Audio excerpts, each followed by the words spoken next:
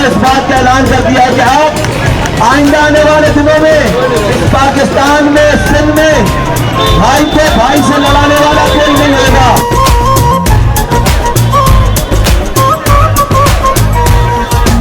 ऊंचे ऊंचे पर्वत इसके खेतों खलियानों का देश।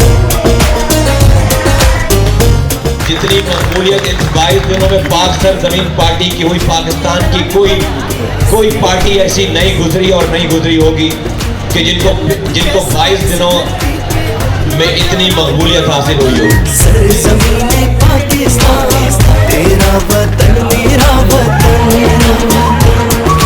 इस पे कुर्बा कर दूंगा मैं अपना तन मन और धन, इस पे कुर्बा कर दूंगा मैं अपना तन मन और धन।